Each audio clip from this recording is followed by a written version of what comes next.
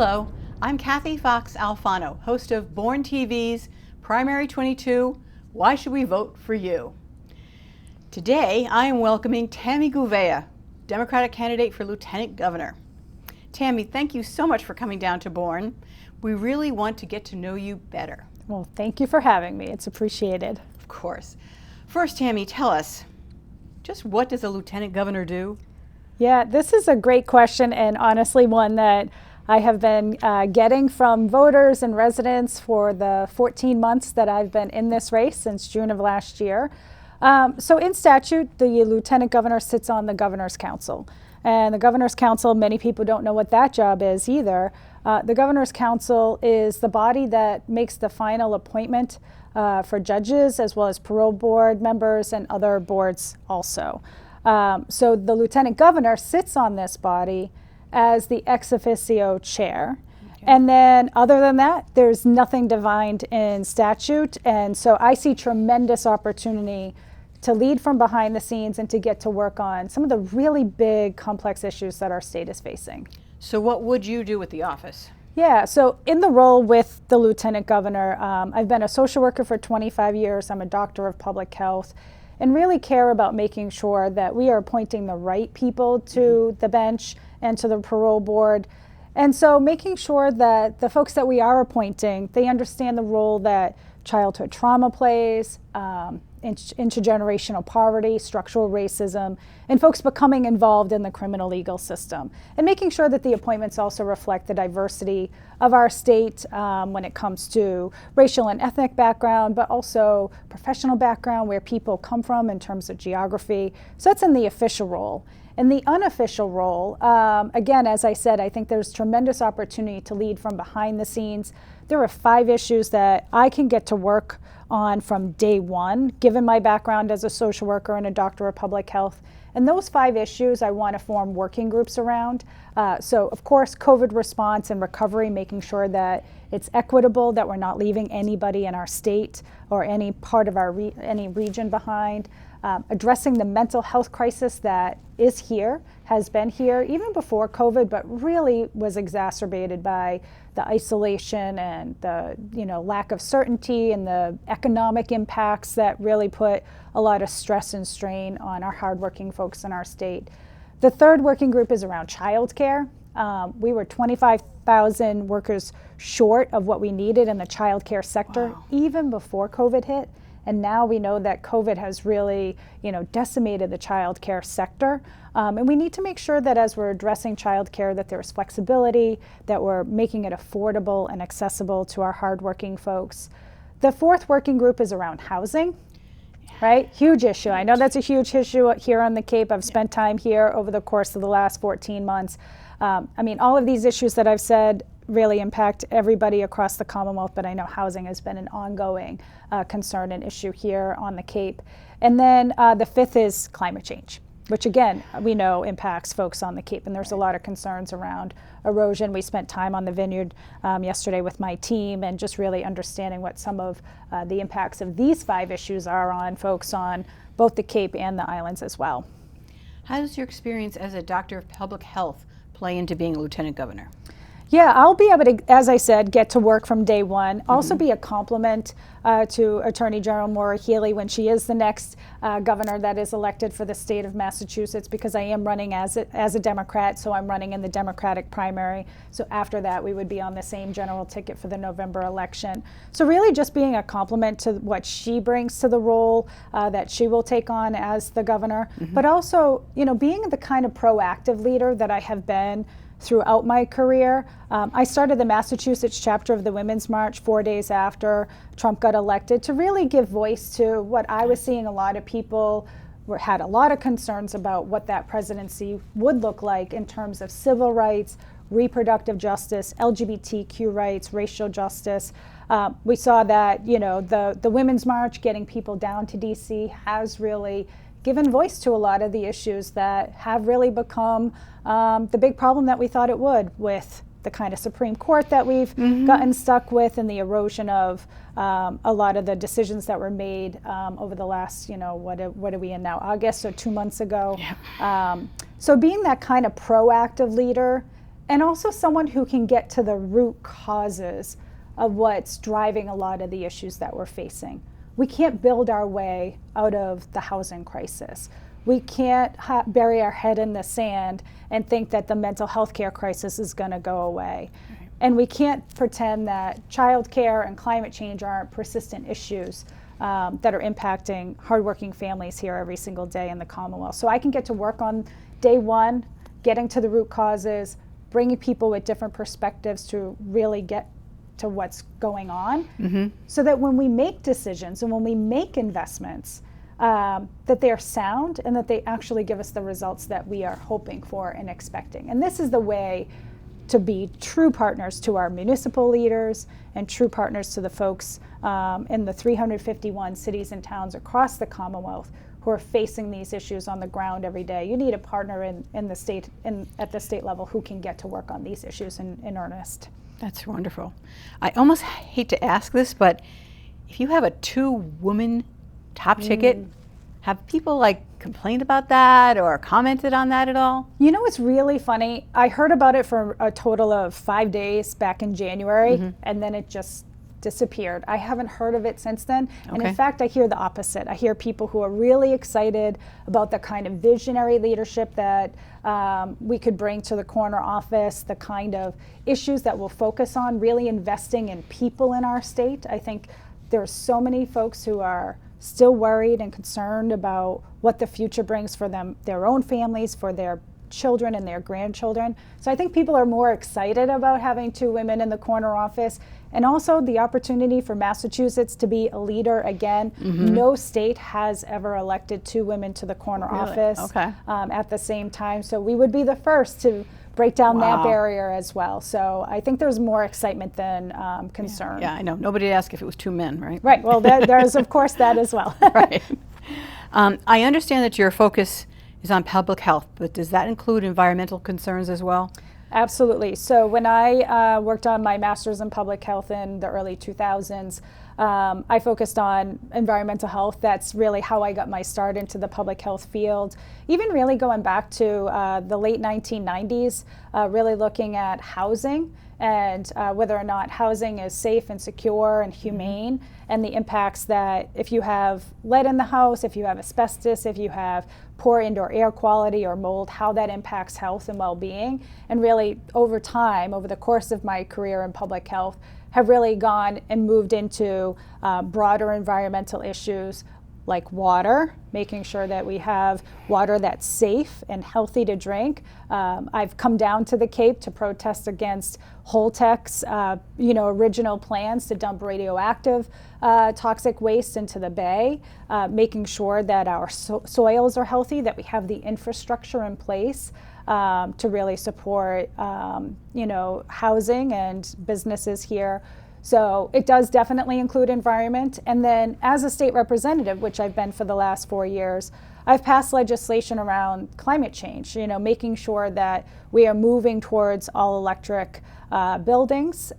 So passed the Net Zero Stretch Energy Code last session, and just continuing to address transportation issues as well, and making investments to green our transportation system and make sure that it is more reliable. I know there's more for us to do to connect our whole state, invest in our RTAs, invest in buses and in microtransit and other forms of transportation to get folks from point A to point B. In my mind, all of those things impact environment and impact our health and well-being if we're not making the right kinds of investments.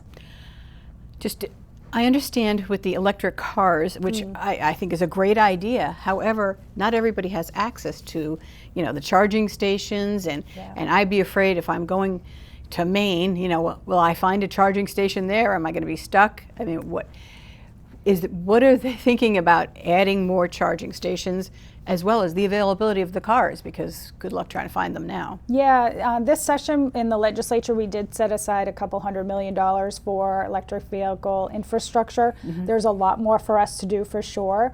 It's why I haven't invested in an electric vehicle, because of the lack of the infrastructure. I do have a hybrid, so moving in that direction. Can't wait until there is the opportunity for me to be able to get an electric vehicle with that infrastructure. But we also know that the housing that we're building we need to make sure that that also has, and if you live in multi-unit housing, which, you know, I used to be a renter, and then I lived in a condo complex. As I was moving out of that condo complex, they were just putting in electric vehicles charging stations, which is phenomenal. Because not everybody lives in a place where they can have the right kind of electric plug and the right kind of electricity in order to be able to support it even at home. So we have a lot more investments, big, bold investments that I think we need to make in the state to support the things that people want to do. And I think people are excited about having an electric vehicle, but it's just about making sure that infrastructure is there, to your point. And that availability and cost of electricity, because if the electricity is expensive, that sort of defeats some of the purpose. Absolutely, So I think is that something that they're considering? Yeah, and it comes with modernizing the grid and making sure that we're not just relying on, you know, one sort of component. So there's a lot more for us to do in that space. We did this session, I believe it still has not been signed by the governor, the climate legislation that would also move towards modernizing the grid and making sure that we're addressing that, because we don't want to have rolling blackouts or brownouts or anything like that that might come. But what is exciting to me is the opportunity that battery storage also does have for independence off of fossil fuels over time. And, you know, making sure that we're not leaving low and moderate income families behind either, who can't necessarily afford to switch to heat pumps or put solar panels on their cars. So it's on the state to make some of those incentives and financial supports available, because the people who will benefit from this transition to clean energy and storage are lower income people who, if they have a blackout or power goes out, and I know that happens here on the Cape. It happened last year, right? You had like a good week, almost 2 weeks, right? And trying to get gas to put in your generator and all that. It was quite a trip. And if you're low income, you can't afford that necessarily. You're throwing away all the food in your fridge. Yes, that happened to a lot of people. So being able to rely on the storage of energy that's generated on site could be a benefit to low income folks in particular. That sounds good. Yeah. Okay. Now here in Bourne we have two environmental concerns. Yes. One we already mentioned is Holtec looking to dump 1 million gallons of radioactive waste into the Cape Cod Bay. That's getting a lot of attention. I think we're going to be able to stop that. But also we have the wastewater outfall potentially going into the Cape Cod Canal, very near homes and beaches where children swim and all. What can you do to help us avoid these ecological disasters? Yeah, I mean, I think first and foremost, we do need partners in the corner office who are paying attention to these issues, listening to residents when they bring the concerns early so that we can prevent them and work with our federal partners, because some of these are not these necessarily, some of these decisions actually are at the federal level, and you know, we know of other issues as well that are really driven and made by our federal leaders. And so we need to, as state leaders, make sure that we are advocating and giving voice to, no, we don't want Holtec to be able to dump into the bay, because that falls under EPA regulations and it's outside the scope, right? So making sure that we are good partners to our residents here in the Commonwealth to protect health, well-being, to protect fishing rights, which we're, you know, that's also another issue that comes up when you're talking about dumping, whether it's radioactive waste or you're talking about effluent. All of those mean that the fish that are caught, that, you know, indigenous folks in this area have the right to fish, that they're not able to make use of that resource that they have the right to. What is the relationship between the EPA, the DEP, and the State House, or in our State House, I guess? Yeah, I mean, they're really totally separate. EPA is totally separate, as you know, and we know with this Supreme Court that they made decisions that the EPA doesn't have the right to regulate certain, you know, what's the word, power plants, right? So huge issues. So that means that actually is going to put more pressure on our DEP and potentially, and our other agencies that are tasked with protecting environmental health and population health right here in our own state, to make sure that they have the resources, that they have the legal standing to be able to enforce some of the laws that we might want to pass, to make sure that we are protecting folks right here in our state, because ultimately I believe that every person should be able to live in a community and a neighborhood that has safe water, that has safe recreational facilities and safe outdoor spaces, and that it's maintained long term, that there's long-term sustainability. So it is going to put pressure on, I believe, on our DEP and DCR and other kinds of agencies, and those really come under the purview of the governor and the lieutenant governor. Okay, that's great. Yeah. Okay. Well, our other big issue here in Bourne is the bridges. Oh yeah. You know, we potentially have 2 new Cape Cod bridges, both here in Bourne. We want to make sure that they are designed and constructed with the least amount of interference in our daily lives here. If you can just imagine, we're going to have all these new roads, but the old ones will still continue until the new bridges are up.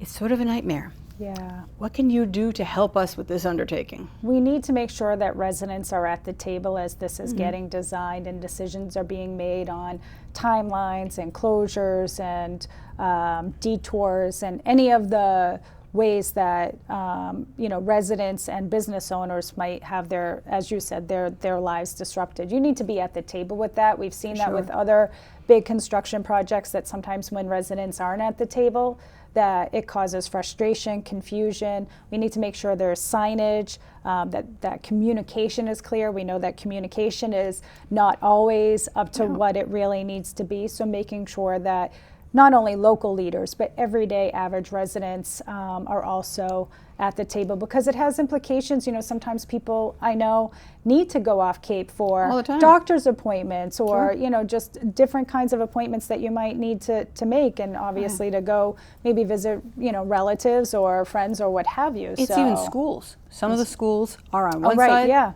some are on the other.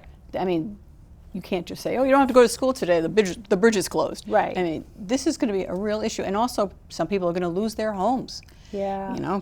Because of eminent domain and all that. So we have a big problem here. And I want to make sure that the State House is listening to us, and it's not, like I said, all done magically somewhere else and oh, here it is. Yeah. I think we really need to work on that. And I think Bourne needs to get something out of it. Both of the bridges are here in Bourne. And it affects literally not everybody and just everyone in Bourne, but anybody who wants to go on, anywhere on the mainland. Exactly. I know there are people who never leave the Cape, but most of us have to. So it's a problem, and I think we have to really make that loud and clear. No, it's a really big problem, and I think it's about being proactive and planning ahead and being really thoughtful and careful and really listening. Right. I've seen where state leaders are not always really listening and engaging in dialogue and negotiating around what's going to be best for residents. We have to put people at the center of these kinds of decisions that we're making. And in your position, would you be able to help us with that? I think so. I mean, I would love to be able to help just make sure that residents are engaged, that residents have a seat, whatever that structure really looks like around the decision making. Okay. Now, not exactly public health, but housing on the Cape. It's historically been difficult. Now, it's crazy. And I'm not talking about getting a summer house, by the beach for summer. I mean, I'm just talking about how teachers and firefighters, people in the service industries, even medical people can't afford a place on the Cape anymore. It's going to affect all of us if these people are not in our communities. Yeah. What can you do about that? Yeah, well, this is one of those issues where we can't build our way out of the problem. There's already, in some parts of our state, particularly here, there's plenty of property. It's just so expensive, and sometimes it's owned by, and I don't know to what extent it's an issue here in terms of it being owned by private investors that are just parking their money somewhere. That is something that is happening in other parts of the state sure. Yes. But what I think is really important for the next lieutenant governor when it comes to housing is to get at what's really going on in each region of the state, in each locality. What is the nature of the housing crisis in that area? Because if we come in and we say, you just need to keep building more, well, that's not possible given some of the infrastructure that's here on the Cape and erosion, et cetera, right? So we have to find the solutions that make the most sense for Bourne, that make the most sense for Falmouth, that make the most sense for Mashpee and Sandwich. And the way you do that is to look at other opportunities to have more support for down payment assistance for folks who are providing these critical local public services, teaching, firefighting, nursing, et cetera, et cetera. Every community needs these kinds of workers, and many communities now across the Commonwealth, but I know it's particularly an issue here, cannot afford it. And I even all the way down, I was talking with folks down who are local leaders down in Wellfleet and saying that they haven't been able to keep a public health inspector because there's no workforce. I mean, you need someone going in and checking your restaurants and making sure that things are safe and that protocols are being followed, or else you get foodborne illness. And, we don't want that. We want to make sure that we're able to, at the local level, provide those supports. But that means that you have to have this right state partner to make sure that we're getting at the root of the housing crisis so that we can make those kinds of programmatic decisions to support folks in being able to get access to the housing that they need.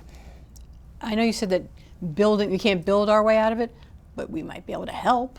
I mean, I don't know, can we build more affordable, and they say affordable housing, and then people who make $100,000 can get in. I mean, I'm not talking about that. I'm talking about where really people who work as teachers or firefighters or whatever and have families, can we build some sort of a community where they can afford to live?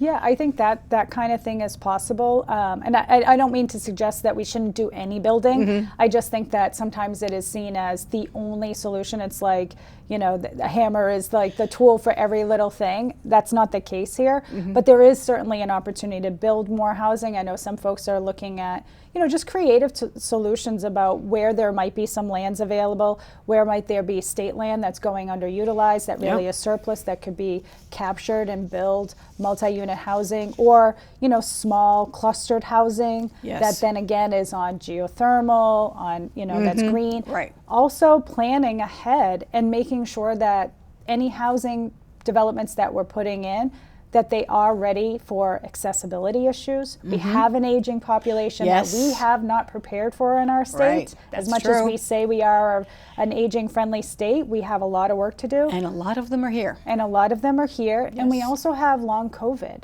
And we don't know what the impact will be of increasing the rates of disabilities because of long COVID. If we have an increase in folks with diabetes, that might mean later on down the line, we're looking at even more people who need accessible housing. So there's ways to plan ahead and think forward. What might the population look like in 20 years? And what can we do with the housing that we're building now? So we're really planning for that future as we're planning these kind of cluster neighborhoods where it makes sense.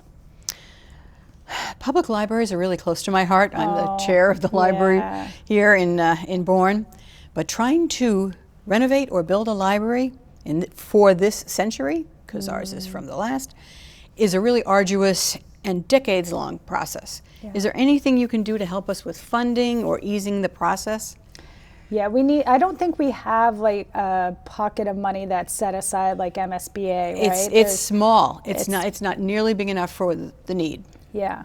So I think what is really important with this is libraries are central, whether you're talking about public libraries, you're talking about school libraries, but public libraries play a central role in our communities. They are a gathering place. Yes, they're a community. They're not just a place where you get books. Nope. They're a place where you can get movies, where you can get videos, where you can get access to the internet. We really need to be investing in our libraries as community centers and the gathering piece, the kinds of talks that happen and the continuing education. Exactly, continuing we have all ed. that. Yeah. And so the way I see it is that every person deserves to live in a community where they have access to educational opportunities throughout their lifespan. Libraries are the place that do that. So we have to make those kinds of investments. So as a Lieutenant Governor, I would absolutely advocate for greater investments. And there is a really great library caucus in the state legislature that really does a lot of advocacy, and I know there's just more that we need to do to support our libraries in our state. Great. And finally, Tami. Yes. Why should we vote for you? Well, in this race, as I said, I've been at this for 14 months, really crisscrossing the Commonwealth, listening to what the top issues are that folks care about. That's where those working groups come from. It's not just me sitting in my office looking at a bunch of reports and saying, aha, I think I need to focus on housing and climate change. It's been by being in deep conversation with local leaders, with everyday residents, with labor, with teachers. I do have the endorsement of both teachers associations in this race because of the ways that I have really advocated for our teachers, our students, and our communities. I'm running to be a different type of lieutenant governor, really focused on the health, the well-being, and the dignity of every single resident when we're making these decisions. It's why I talk about making sure that residents have a voice and have a seat at the table. We need to have labor have more of a seat at the table as we're making some decisions that impact us right here in the Commonwealth, especially when you're talking about economic development opportunities, when you're talking about tax relief, which we didn't quite get done yet in the legislature, so I will be pushing for that. But in this, why folks should be voting for me, it's because I'm going to be a different type of lieutenant governor, really getting at those root causes, being proactive, and really working with everyday people to make sure that the solutions that we're putting in place have the impact and are making good use of our tax dollars along the way. That's great. Yeah. Well, thank you so much, Tami. Well, thank you. And best of luck in the upcoming primary on September 6th, which is, yes, the day after Labor Day. So please get out there and vote. You've been watching this on Born TV. This and my other interviews will be seen on borntv.com. Please watch, meet the candidates, and you be the judge. Get out there and vote.